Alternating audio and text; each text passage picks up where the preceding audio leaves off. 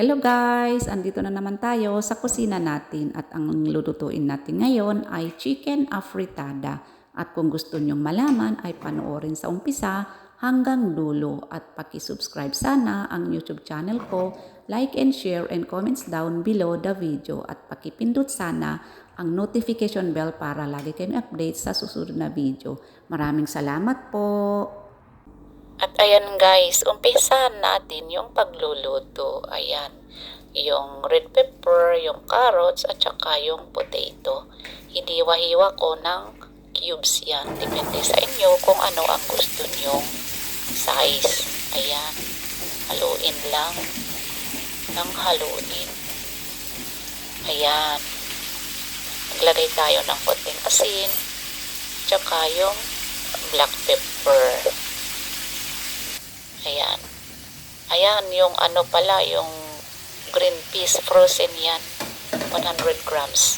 Ayan, haluin lang ng mga 3 minuto. Ayan.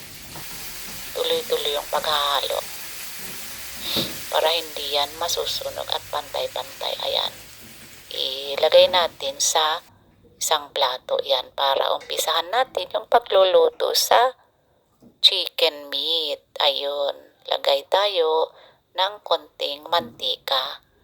At ayan, ilagay natin yung sibuyas. Puting sibuyas yung ginamit ko kasi wala yung pula. Ayun. Tsaka, ilagay natin yung bawang.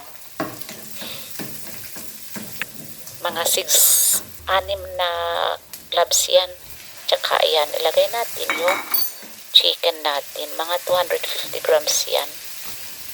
3 yan.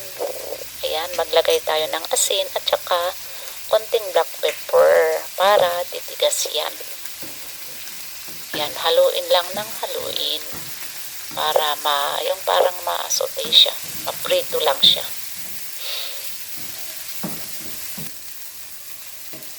Ayan, ilagay natin yung fresh tomato. Inalis ko yung buto at saka yung balat at iniwa-iwa ko ng maliliit. Instead na tomato sauce, ay hindi, juice yung gamitin, ay fresh yung gamitin natin. Ayan. Hanggang half cook yan ha. Ayan, tingnan nyo oh. Nabiyak. Ganyan. Tsaka ngayon, ilagay natin yung vegetable natin. Haluin lang.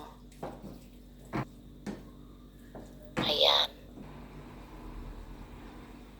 Ilagay tayo ng 1 baso na tubig. At ayan, maglagay tayo ng 2 piraso na bay leaves. Ayun, haluin lang. Baba natin yung apoy. Ayan, at takpan natin ng mga 2 minutes. Ayan. Ayan, lagay natin yung 100 grams na tomato paste. At haluin lang natin. Ayun. At saka, maglagay tayo ng paprika. Pero optional ito. Pag walang paprika, okay lang. Sarap din naman at haluin lang natin.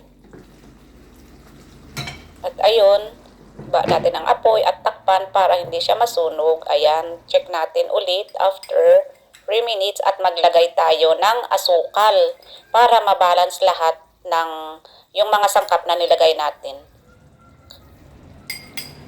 3 kutsara yung nilagay ko. At mga guys, huwag nyo sanang i-skip yung ads para sa threshold natin. Maraming salamat po. Ayan, at maglagay tayo ng fish soy sauce, 2 kutsara. Wow, ang bango pala itong soy sauce. Masarap, siguro. Para mabalance din yung asukal na nilagay natin at saka yung tomato paste. Ayun. At haluin ng haluin. Ayan, haluin lang haluin hanggang bumaba yung tubig. Tikman natin kung luto yung potato. Ayan, parang luto na ata. Ayun. Ayan guys, luto na ang chicken afritada natin. Wow! Ayan, ready na to serve ang chicken afritada natin. At thank you very much guys na laging panonood sa YouTube channel ko.